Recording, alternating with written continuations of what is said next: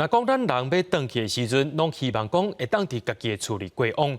根据着民间团体调查，这9档伫厝里或者是安养机构过身的人，虽然有变较济，那用临终照护人数来看，比例却是降低。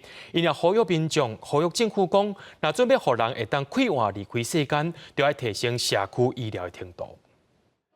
许多人伫安养机构一住就是几十档，嘛已经甲遮当作厝。毋过拄着临终的时阵，是真歹踮机构内。上大的原因就是欠安宁疗护团队的支持。那我们随时都得要有个医师来去诊断他的状态，并且开药处理他的一般还可以处理的状态哦。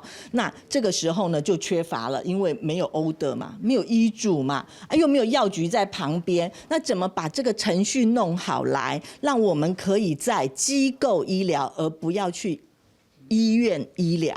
附近找无安宁医护团队做靠山是上大的难题。若是长辈临终的时阵，伫安养机构，搁要面对复杂的人事甲家属的责备，才会常常有长辈临终进前伫病院甲机构来回走踪。医疗改革基金会就提供资料，伫2011年到2019年，伫病院做临终照护的人，对15000人提升到6万多人。 踮厝也是安养机构善终的人，是对4000多人增加到12000多人。人数虽然有增加，但是基金会照整体的比率来看，踮厝也是安养机构善终的人是减少的。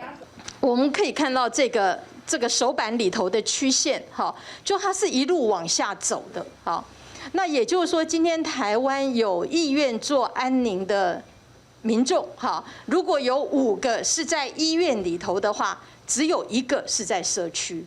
医改会就呼吁政府，若要推动在地临终，就应该爱提升社区的医疗能量，无论对社区诊所也是医师，加强训练等等，配合安养机构整合资源，才会当改变现状。记者陈雅文、林旭凯台北报道。